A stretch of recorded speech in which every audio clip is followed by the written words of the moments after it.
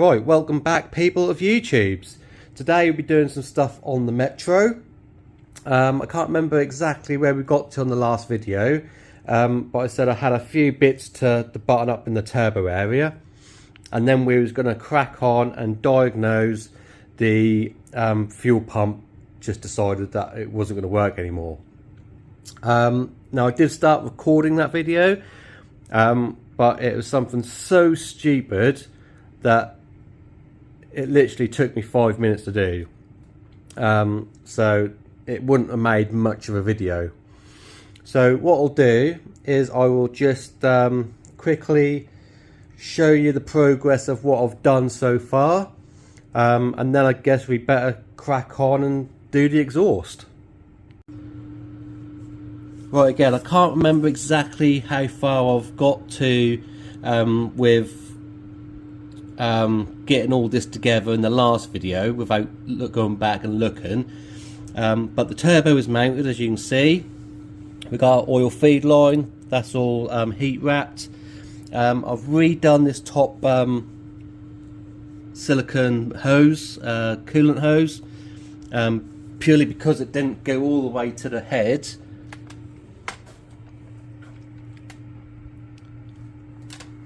So yeah, this would be like back here somewhere, so I had all that heat fighting against that silicone hose. So I redone that one, and the bit that I took off there I then just put on that hose there. Not that it's going to gain any sort of performance or heat reduction out of that hose, but yeah, it just looks a bit better. Also, I've taken off all the gold heat tape off of this because that was an absolute mess. Insert picture. And I've redone that with some Funk Motorsport stuff. That's just like one big sheet that I managed to, once I got all the glue and stuff off, you just basically stick it on, just a self-adhesive thing. So that's done. Now the bit that I was going to do was down there, that little Allen key. I thought that was going to be for a turbo reference for the boost controller. Turns out no, I can't use that for a turbo reference for the boost controller. That is a speed sensor location. So yeah, and I couldn't find anywhere on the turbo where you can drill and tap. Normally it's like a big chunk of aluminium that sticks out that you drill and tap for speed reference. The only bit, not for speed reference, for boost reference, the only bit I saw was here, and obviously the radiator's there, so I couldn't use that. So what I've done is I've got one of these fittings that you drill through your boost pipe, you pop it through and you do have that nut, and that sandwiches it in. The only problem is that it's a very small hole compared to what you get into here. So hopefully that will provide enough boost pressure to then, when this activates, it will then activate the wastegate. If not, we're going to have to come up with another idea, but we won't know that until we take it down the road. What else is there down here? New stainless steel T25 adapter that goes to a 3-inch V-band. All the stuff that I got off eBay was absolutely shockingly shit, in the sense of you couldn't get any nuts on, the welds were all in the way, didn't fit right. So yeah, I end up spending, I think it's about 70 or 80 pounds just on this bit here, but the quality is second to none. I can't complain about the quality at all, and it fits. So yeah, that's that bit. I think that's it for in here. Obviously I've got the other half of the V-band on, ready for the exhaust, so that's all ready. Let's take you into the inside. We'll go around the back because it's easier. So underneath that plate there is the fuel sender unit or fuel pump bit, and I started testing with my power probe the fuses and the relays. They're all absolutely fine. Then went to the plug that goes into the top of the fuel pump. I was getting power there when I turned the ignition on, but obviously it wasn't working. So I then ripped the fuel pump out, and it turned out that the plug has become dislodged from the fuel pump itself. So yeah, just literally clipped it in and put it all back together again. So as you can see, it wouldn't have made much of a video, so I didn't bother. I did start recording a couple of little bits and pieces on it, but again, I don't think I'll bother putting any of that in. So yeah, so now when we turn the ignition on, we've now got the fuel pump that primes. So with all that said, I think it's time to get on and make an exhaust up for this. Right, so earlier on today, I got some gas, some pure argon for my TIG welder. So I've got a TIG welder here. Now I have featured this before in another video. I think I've done an exhaust on my ZS Turbo project car. Turned out not very well, to be honest with you. MIG welding, I'm sort of like self-taught. I had a couple of college classes where they teach you the basics of, you know, turning on the machine, turning the gas on, pointing the square, and seeing what happens, basically. So that's as far as my MIG welding taught has come about. The rest of it is just self-learned, basically, or self-taught, just by practicing, really. And I'm hoping that I'll be able to do the same with this. So I bought a TIG welder from eBay. I think I got this one from, and the specs looked okay and all that sort of stuff. There's nothing branded, but I've seen a couple of people use these and they come with quite good results.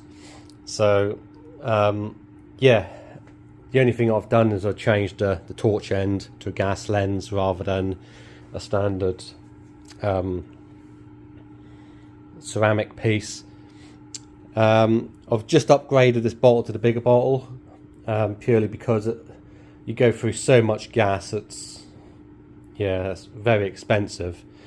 I think I'm running about 4 or 5 litres a minute. So yeah, you can, I think the last bottle I was getting about 25-30 minutes of continuous welding.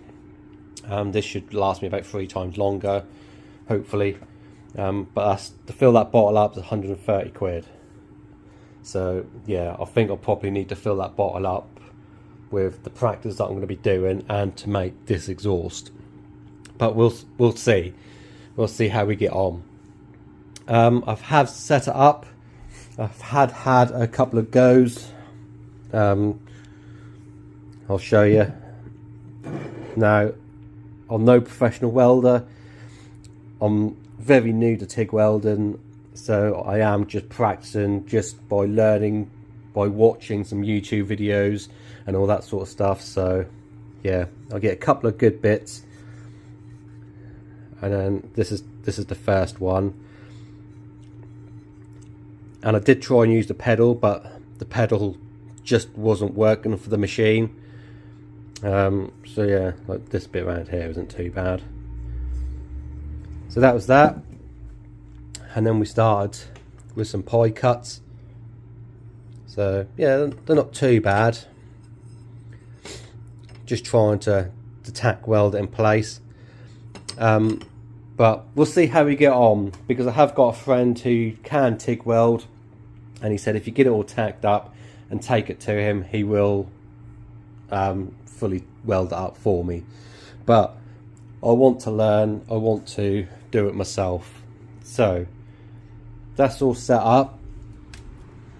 Now coming over to the car, if I put you down here where you can see, so my idea was to have a couple of 45-degree bends that come out of there, but as you can see, that then files the alternator. So then I had to buy some pie cuts, and I've stuck some pie cuts together with some tape, and you can see I think 2 of these pie cuts is a 45-degree angle, but now with them in place we can get that into where we need to be. It's still quite close to the oil filter, but I think we can maybe maneuver that in a little bit more so it comes in like that, if that makes sense. But I think what I'll do is, to start off with, we'll take this flange off and we'll tack weld a couple of pie cuts together and just go from there. Again, I'm just learning as I'm going along. The only thing I haven't got is I haven't got my grinder here, so I can't cut anything, and I haven't got any straight lengths of pipe, 3-inch pipe. So we'll have to see how we get on today, and maybe pick this video up on another day. But we'll start off and we'll see how far we get.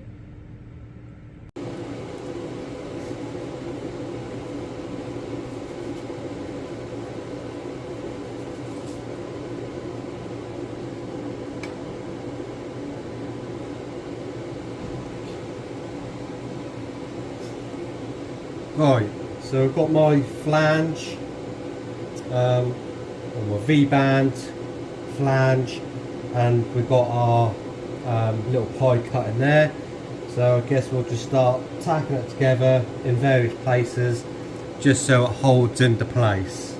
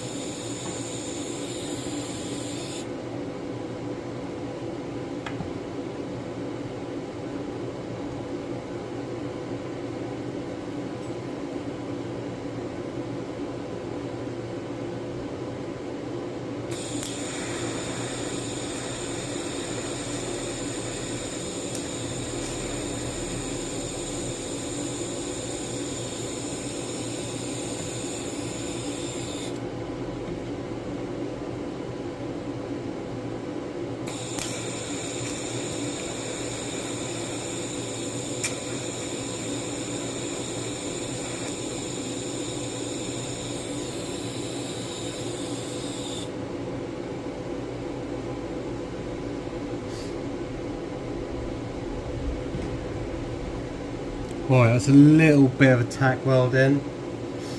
I've managed to get a bit of filler rod on the tungsten, so I've now got to clean that off, and yeah, we'll go for another tack weld. As you can tell by my tone and voice, I'm not very confident in what I'm doing.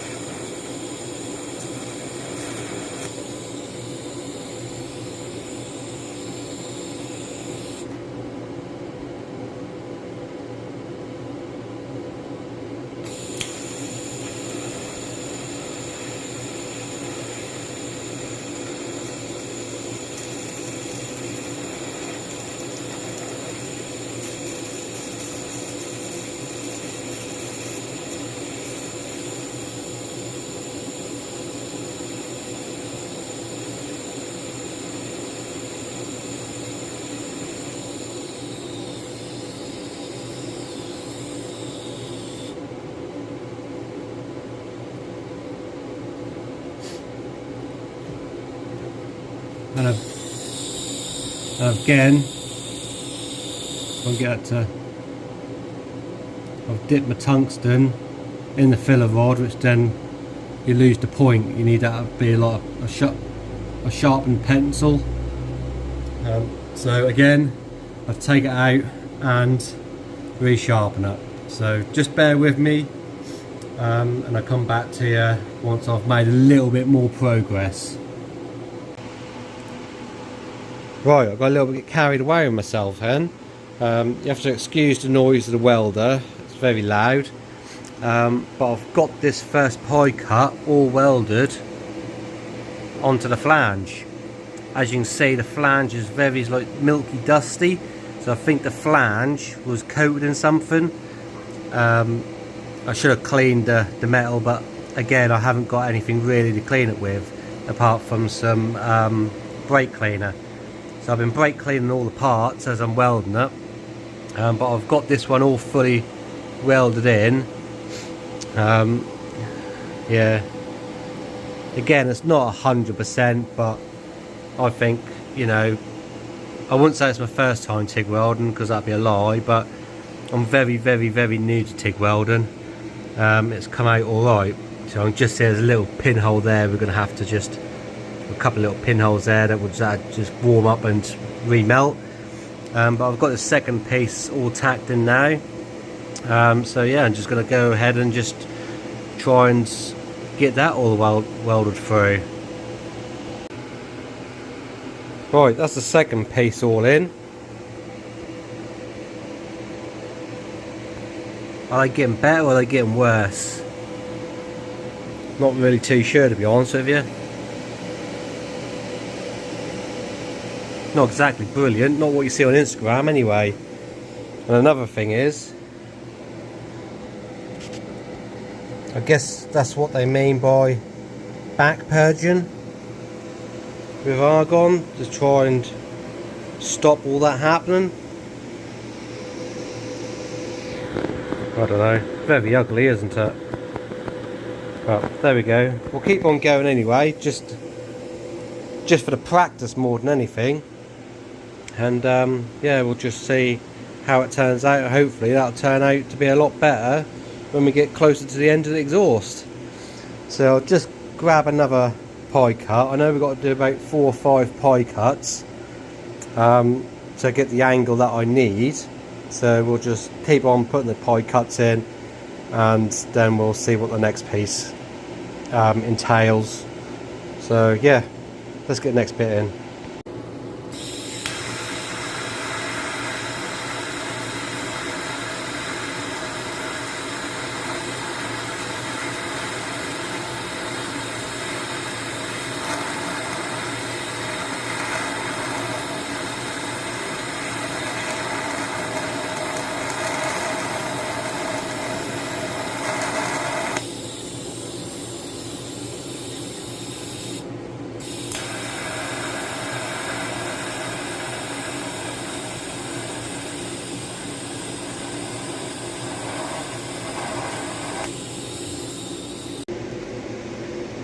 Right, that's the third bit all in. We're starting to get a slightly better weld. I did turn the gas up a little bit, but I don't think it's going to make much of a difference, to be honest with you. The inside still looks like fucking shit. Again, I don't know if there's any way that we can reduce that or make it not happen at all. But yeah, I guess that's where, as previously said, back purging comes into play. Right, I'm going to crack on and get another couple of bits on there, and then we can offer it up to the car and see where we need to go from there.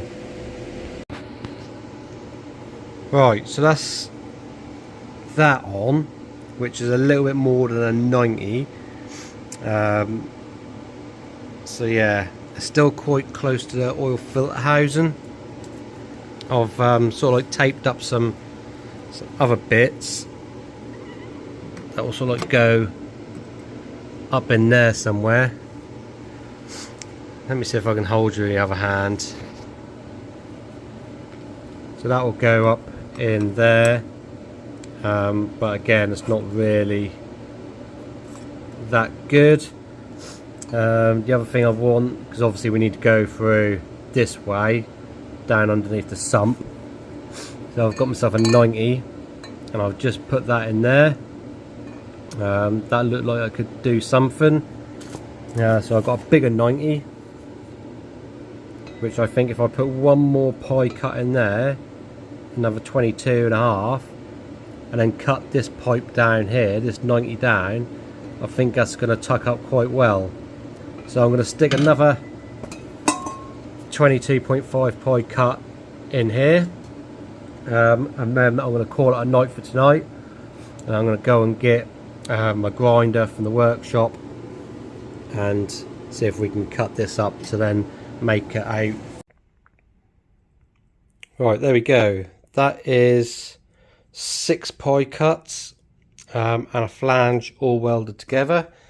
So that gives me a total of 135 degrees, I think it is.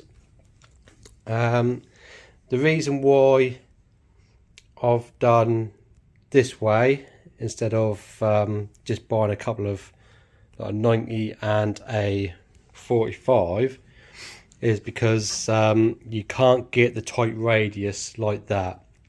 If I get a 45, so this is a 45, this is the tightest 45 radius they do. I think they call it a lot of 1D or something like that, and you can just put it to there, and yeah, you can see even if I cut it bang in the middle and then put another 45 or 90 on there, then I still ain't going to get as tight a radius as that. So that is the reason behind there. Welding wise, yes, it's getting slightly better. Still not great, if you know what I mean. There's still a lot of shit in the middle, but not as much as, I mean, if I go through there, I mean, that's quite not a lot. And then if you go on like one of my first ones, there's quite a lot of shit in there. So I think I might have to get a die grinder in there and just take the tops off them. Yeah, I mean, there's no cats going in there.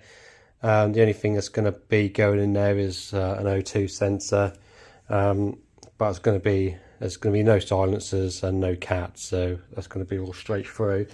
So if it do decide it's going to dislodge itself, the only way it's going to go is out the tailpipe. So that is about as much as I can do for now.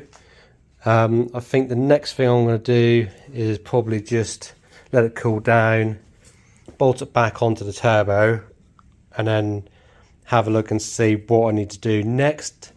I might need to put another one on, or I can probably go straight into a 90 or 45, but I'm just going to let that cool down, and then we can get that back on the turbo and see where we go from there. But I think apart from that, that's going to be it for now until I go and get my grinder, cutting discs, and what else do I need? I need something else, I can't remember what it is now. But anyway, let me stick this on and then I'll come back to you and probably close out the video. Right, so that's back on. You can see it's clearing the oil filter housing, or the oil filter itself, so that's all good. I've got this larger 90, which will go under the sump there, and I think I might just need to cut off probably about inch and a half off that pipe, and maybe pie cut it a little bit at an angle, and that will go lovely underneath that sump at the right angle ish. So it's going to take a lot of fettling and fiddling, but I do need to cut a little bit off that. So I'm going to go to the workshop tomorrow, go and get my grinder, get some cutting discs, and then we can continue with that. But for now, I think I'll leave this here, edit this video out for you, and then we'll do a little part 2, getting the rest of the downpipe done. And the idea is that hopefully we can get the downpipe done to just about that sort of area, so just past the subframe, with a V-clamp band or V-band clamp in it, and then we can get the wideband sensor and the O2 sensor in it, and then with that we'll stick the lambda sensor in here somewhere, and then once we've got that done, then we can start it, and then just check for leaks with all the oil pipes and all that sort of stuff, and then we can start building the front of the radiator back up again, and then it's just another case of, then after we've done this downpipe section, we then need to just do the other part of the exhaust, which is just going to go out the side. So it's not going to be very big at all, probably going to have about 2 bends in it and a little bit of a straight, but I am going to have to get some 3-inch straight pipe. So yeah, I think that's, I've still got a couple of little pie cuts there, if I need them. Again, I've got probably about 3 or 4 of them. I've got a couple of 45s. I've probably got another couple of these. So yeah, I've got enough bends, I think. Just need to get some straight pipes. I'll get that ordered. Yeah, and hopefully in the next video we'll have that and we can carry on and do the rest of the downpipe. So I hope that's give you some insight to TIG welding. That's very hard. I mean, that was just over 200 and it's now down to just over 100, so I've probably used about half the gas. So I've used about 60-70 quid worth of gas so far. Settings on the TIG welder, I think I had it between 36 and 38 amps. They say it's about 40 amps per mil of metal. So yeah, again, I think we need to play with the settings. I did try and play with the settings a little bit. I've turned the amps up a little bit and tried to be a little bit quicker, but that's just burning straight through the exhaust pipe and just holing it. And once you hole the exhaust pipe, trying to fill it with TIG is a lot harder than trying to fill it with MIG. So yeah, it's all a learning curve, shall we say. Anyway, I've rambled on enough, so I'll leave it there. Hope you enjoyed the video. Please like and subscribe, and we will see you in the next video finishing off the exhaust.